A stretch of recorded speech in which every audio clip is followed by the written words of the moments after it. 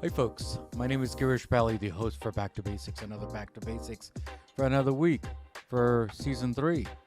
Today we're going to speak with Jenn Drakes, and we're going to find out who she is and what is she all about. But I'll tell you one thing, when I did speak with her on the pre-call, we had a fabulous time. We chit-chatted. We tried to understand each other of what the new world is, or I should say the new you is. And that's what we're going to be talking about. We always have resolutions, don't we? But we never really approach them. And today's the day that we're going to go and tell you what she did and what we are talking about on the episode. So why don't we get together and chit-chat with Jenn today on Back to Basics. I'll see you there.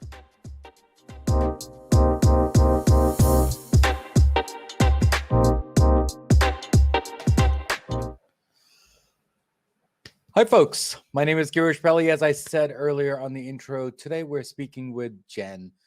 Jenn. Well, you know what? She's an amazing person. I spoken to her maybe a couple of weeks back, offline that is. And then now, today, we're meeting live for the first time. And guess what? We're already friends. We're just getting to know her better. So today we're going to go and talk about simplify, just like what I said, about life and how the New Year's has changed for us, if it has changed. And if not, you be the judge of it at the end of the episode and let's talk about that. So Jenn, how are you? Thanks for coming to Back to Basics. Thank you for having me. It's a pleasure to be here. And what a Yeah, topic. Jenn, thank you.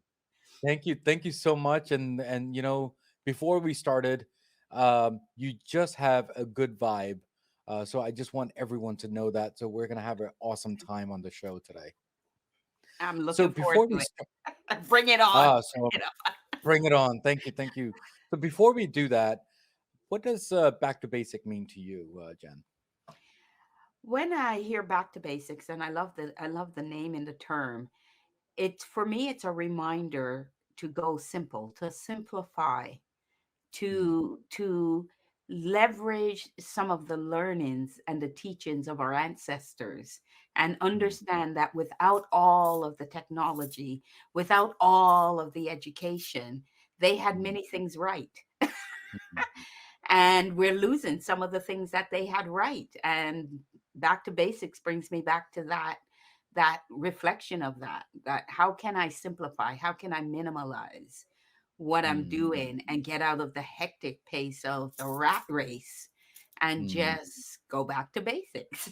Yeah. Jenn, thank you again, and thank you again for being on the show. Definitely honored.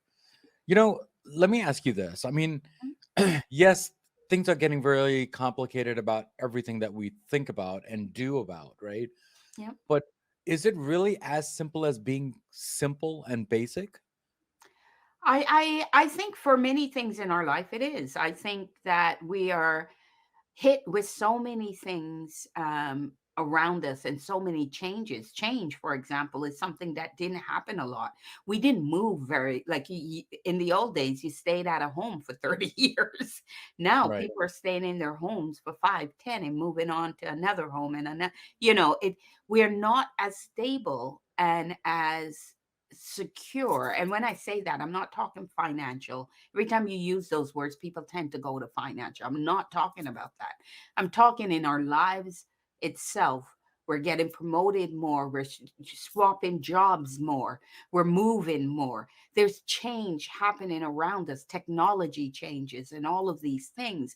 And am one that I certainly preach. I would say I preach Right. that Right. sometimes we need to pause. And that to Mm, me was one of the biggest gifts brought to us. It forced us to pause and look all of the reflections that came out of that pause. People mm, discovered they were doing things they actually hated, right? mm. Or they didn't That is like, true. or they were Mm, going down a path that they didn't want to go down. Many mm. people ask, how did I get here? you know, That's right. and that That's right. came out of pausing. So sometimes we need to stop, reflect, do a checkpointing on our But Jen, lives and just say, are we going in the right direction? And that to me is a bit about back to basics. but Jen, let me ask you this, and thank you again for that. When you hear the word change, and you've used the word change several times since we started the word change, right? Mhm. And what really triggered in my mind is just recently I was watching some comedy show like a rerun, and I'm Mhm. not going to mention the show because Okay. I don't want anyone to know that show. We can talk that offline, but it's a comedy show, right? Mhm. Uh, so that show went on for 10 years and 12 years, and the last episode itself, there was a whole bunch of change. And you know how comedy shows are, they kind of change the whole thing, that where Yeah. everyone is going to move away and all that fun stuff, right? And that this one person said that I don't like this change, Mhm. but the other person said this is a constant thing, get used to it. So what are your thoughts on that part? Well, I'm a certified change practitioner. Okay. So, and I've said on my podcast um, this many times, and I will continue to say it. We Many people don't like change. Many people react to change in a very resistant way. And Hmm. the way I try to get them to wrap their heads around change is that it's happening to us every second of the day. It's just Hmm. how we put our perspective on it. So when we tend to use the word change, people immediately bring to mind massive change. And it Hmm. doesn't always have to be massive. We Hmm. are changing, we go to sleep, we wake up, we've got new cells have formed. You're Right. right. Right. We've got stuff around our teeth that we've got to brush away, right? Like Hmm. change is happening to us every second of every day. So if we wrap Hmm. our head around the daily aspect of change, then when we encounter change, what we should be asking is, okay, something's changing. What's the opportunity? What's Hmm. what can what how can it, serve me better, this change, rather than I want everything to stay the same, Hmm. because it's good. It can be good. It can be good. I've known people that lost their jobs and at first freaked out and then went into and one of them that we know for many years went into their own business, and now we're retiring from that business. So obviously that change was an opportunity. It's just how Hmm. we put our perspective on it and how our mindset applies the concept of change to then, Hmm. fit us into what the feeling and the reaction will be. And many times it's resistance. And I say to people, don't pause for a minute and think, is this such a bad change? And what opportunity is there for me? But let me ask you this. Thank you again for Mm. that. Like you make a certain salary for many, many years. Okay. Yes, we want to flourish and gain more, right? But today I've noticed after this whole stuff that we have gone through for the last couple of years, and we're not going to mention the virus because that's just a cop out answer, but it's just a change throughout the years, right? People have noticed that they want to be more happier than the salary. Do you think that's valid? Absolutely. I don't think that we should be structuring our life based off of money.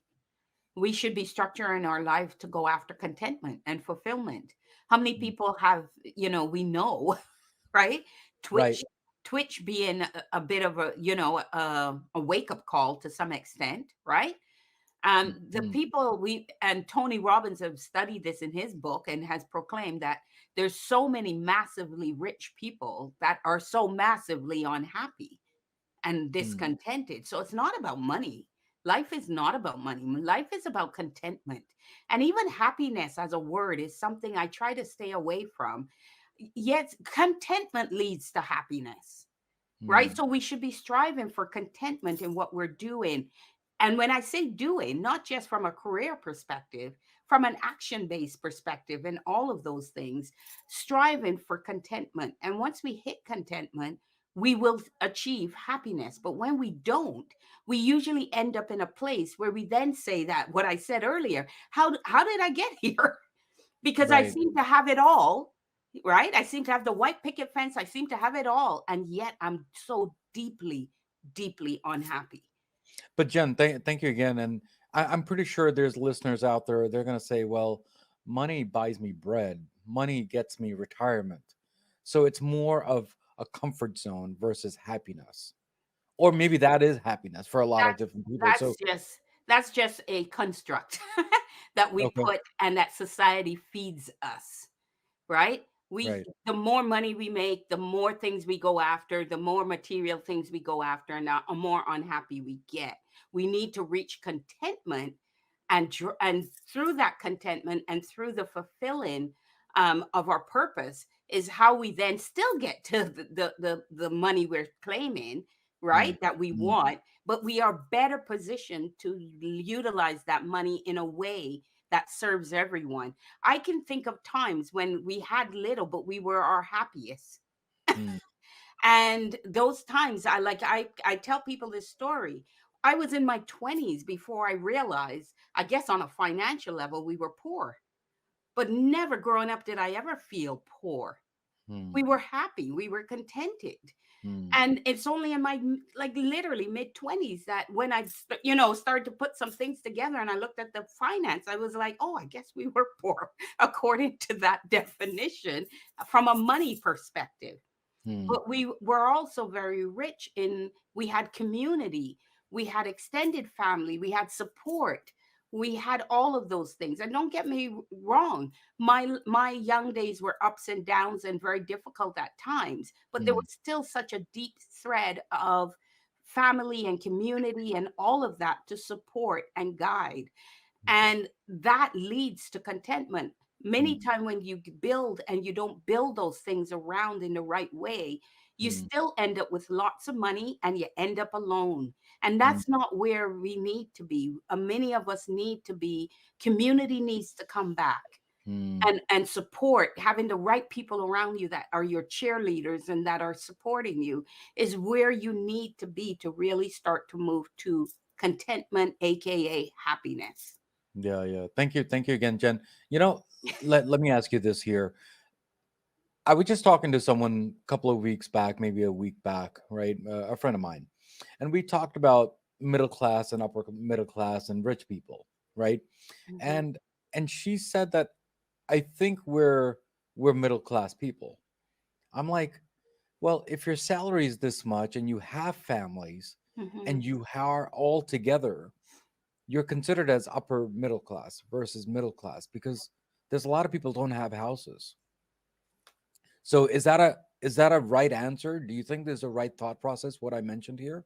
No, I think these are all abstract constructs that we put in place and society puts in place to tell us to strive for. But when I if I were to throw back at you and say, what is middle class? Right. What is that? Exactly. What differentiates middle class from a someone that's poor? If I go to someone that has little, like when I went to Dominican Republic, for example, I saw families that had, I mean, not even a third, not even an eighth of what we have. And I could Mm. tell you they were happier than I know many people in North America that has so much but don't have any gratitude or take it all for granted, right? So So you think this is a label? it's a label. It's another label to create hierarchy and create ego. It's ego based, right? Mm, It's an ego mm, based label. Um, mm, I have no. I don't believe there is, and I actually believe middle class is, this concept of middle class is being eroded when you see stats that more and more people are going and utilizing the food bank today than ever before, and supposedly those users now of the food bank are what were considered middle class. So what mm, does that tell you? That is eroding, and what will they place it back with now? mm, Right? Because you all of a sudden you can't be in the rich, whatever mm. number that is, and Right. you don't want to be in the poor. So where does that put you? Right? So Someone so pretending that they're middle class, but they're actually probably, lower mid. Like, it's yeah. stuff we put together to feed our ego looking in the mirror. Mm. And So basically you're saying that don't label yourself because I that's don't what believe the in labels. stereotype that's what the stereotype says in our lives instead of that, Mhm. right? I think Exactly. we should think of Girish as one and Jen as one big happy family. That's what we're trying to say. Is that correct? That's what I'm saying. We're all, so one of the universal laws is that of divine oneness. We are all connected. right? We are all one. I don't care. And you're talking to someone that has lived their life with labels. Okay. Right. Right. Um, from color of skin to female, like there's all sorts of labels. And I'm like, just accept an individual as an individual, learn about them, and let them tell you if they should be in your life or if they're good or if they're, have not so good in their thoughts. And when I Mm, say good, I mean how you think, right? mm, mm, I just did up my podcast was just explaining that your thoughts lead to your feelings, lead to your words, lead to your actions, and all of this. So if I have a hate thought, right, I will feel hatred, I will speak hatred, I will do hatred. You know what I mean? Like, let mm, us try to fill our cup full of goodness and accept people for what they are. Like, one of the things that I said with my Divintastical posting is that DEI is not a program; it's a human right. And mm, if we start to really look at us as individuals and work on our individuality in the frame of how we think, how we feel, how we speak, how we interact with other people, irrespective of skin color, gender, you know, choices, irrespective of that, and just let the individual tell you to mm, what degree they merit mm, being in your space, and mm, go from that without all of these other things factoring in. They're all labels. mm. I totally agree with that. Thank you again for Jen for that. But then there's a lot of people who don't agree with that. So that's just, Absolutely. I mean, that's just you. I have to give both perspectives, Mhm, Jen. What I did say here, right? Because some people they agree with the middle class and upper class and rich or poor or whatever, or black, white, east, mhm. brown or green or any other color, because people they like labels because that's just how they want to divide. But then there's other half of the people who want to fight all that and be as one, and it's kind of a tough job, Jen. Am I right? Well, it's so the way I put it is when a label makes you feel less than, when a label puts you in, you know, anxiety and all of these other negative repercussions, Hmm. then f- I'm not going to tell anybody to change them, themselves. That's an individual decision. All I Right. can say is that by changing us, like everything that we're talking about changes based on individual choice to change. That's right. I can only speak to where I am and how my life is really nice, in that I don't put labels on people. I don't put presumptions. I have been at the end of stereotype. I've been at the end of labels. I reject all of them, right? I Mm, reject the black label. I reject all of them. I watch my kids that grew up here their whole life, never looking at themselves that way, now being faced everywhere they turn to be this black, right? And they come to me, what is that? Why are we even identifying?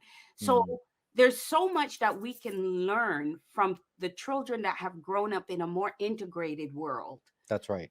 than these old world thinkings and labels that came out of ill will, Right. wrong mindset, and I cannot understand how we adopt them today and literally self-identify with them Mm, when they were handed to us. And I'm not just talking skin color and those types of, I'm talking they were handed to us. Why mm, would we now pick up the baton after new education, right? We're supposed to mm, be the most educated we've ever been. And right. these most educated we've ever been are picking up labels that were passed down by Mm, people less educated than us and mm, applying it not just to ourselves, but to our future generation. that's right. That's right. The Jen, thank. younger kids that grew up with, that was born with none of this in their mind, is being passed down these labels Right. and Right. saying identify with it. Why are we doing that to ourselves? Mm. Thank you again, Jen, for that. And one quick thing is, you know, I was kind of proud of myself 10 years ago, 12 years ago. I don't know how many years ago. It's more than 10. I was not even teaching my kid how to be the way you and I are talking right now, right? Because it kind of came naturally to me because I don't like to label the way, everyone else does. Mm-hmm. So when they said that John got a grade called F or G, whatever the grade system is in the school, right? It never really occurred to that person, meaning my kid, Mm-hmm. that if it was a white, black, anything, it Exactly. was just John.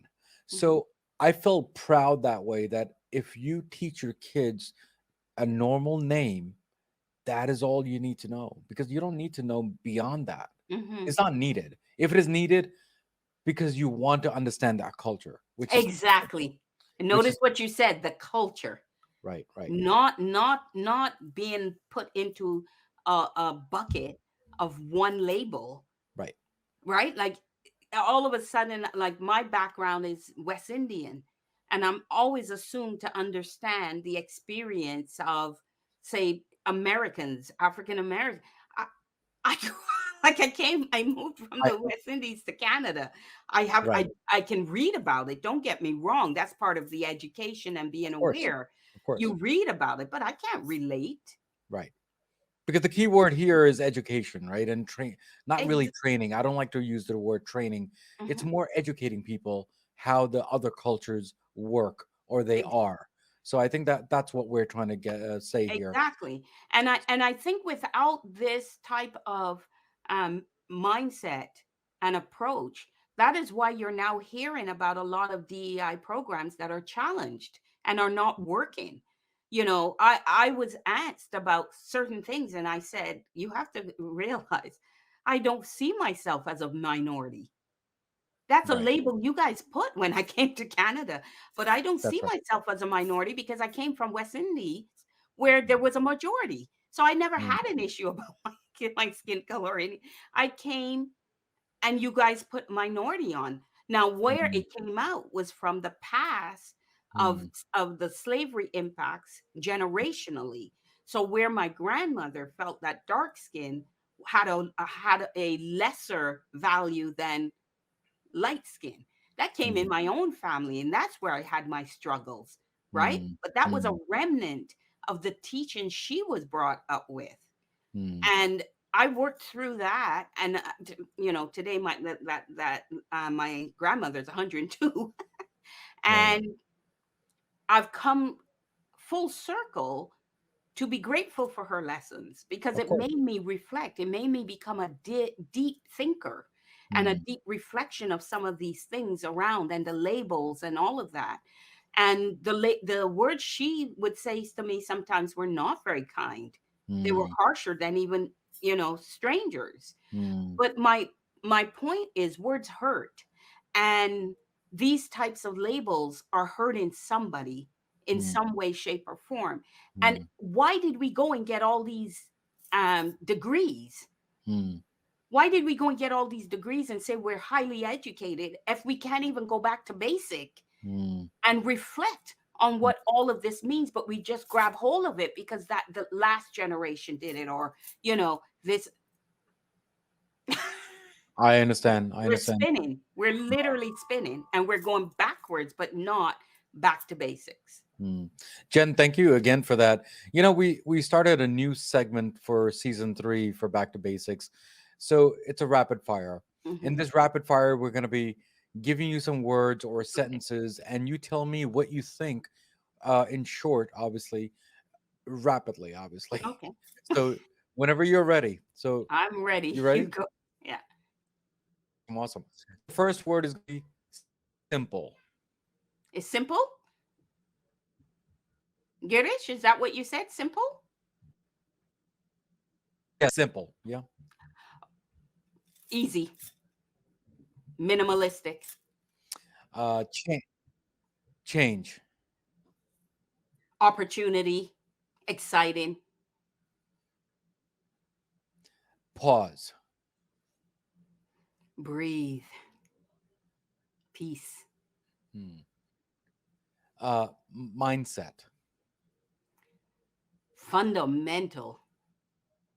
Beginning. Everything. Fulfillment. contentment, peace, Mm. arrival, Action base. do the doing, progress, advancement, forward movement, Middle class. just a construct, abstract, Ego based label. destructive,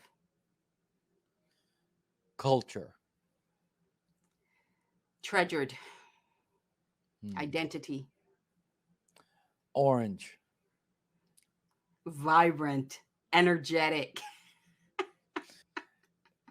Back to basics. Ah, again, you know, s- single, simple foundations. Okay. And the last one, Jen. Impact, impact, impact. Deep thinker, speaker, writer, author, um, deeply caring. Mm. Thank you. Thank you so much, Jen, for playing the rapid fire for Back to Basics. You know, is there a book or something that you read that it makes you go, wow? Is there a book that like that for you? Um, It could yeah, be like anything. It could be anything fun. Has nothing to relate it to what we talked, or if there is, awesome. I love puzzles. Okay. So I sit and I work a lot with logic puzzles, Hmm. because you take something, a few sentences, and you've got to figure out how it all connects. Hmm. So I love those types of logic puzzles. I do them online. I do them on in books, um, Hmm. because in my own growth and feel, I obviously look at a lot of I read a lot of self improvement books, but Hmm. where my time and I get to think and put my poetry and writing together is Hmm. sometimes just as simple as with a puzzle. Hmm. Jen, thank you again for that. You know, do you want to explain what your book is all about, and then we can tell people Oh, for sure. about? Sure. So my book is Aladdin Carpets. It's on Amazon. And it's really about how you put your life, like to just start to look at your life and yourself. And if you were to do a tapestry of your life and of you, what would that tapestry be? What colors would you use? What yarn would you use? How would you weave it? Would it be thin? Would it be thick? And then would you have the faith to step on that carpet and do all the things needed to lift that carpet and soar where your aspirations are in the same manner as Aladdin did? So how much belief do you have in the very tapestry that you weaved of Hmm. yourself? So that's where the book is all about. And it's, every chapter deals with something about building that carpet. Hmm. And out of that came the saying, Divintastical Living, which is what is like is becoming like a movement now, where I post Divintastical posts about simple things to think about life, right? When things get complicated, just think of this, a simple sentence or simple statement to help to guide you, because that's really about being the artisan of your life, right? And Hmm. becoming Hmm. that and really walking. One of the concepts in the book that I talk about is shites, which is stuff Hmm. harbored inside that eventually sabotages. Hmm. And what are the shites that you were handed? How do you clean those up and decide which things you will keep because they are dear and sentimental and they mean so much and you learned so much from them? And what are the things that you were handed that does not serve you, that you need to set aside and build your own? Right? Hmm. So we Hmm. talk about those types of concepts in the book as well. So, Hmm.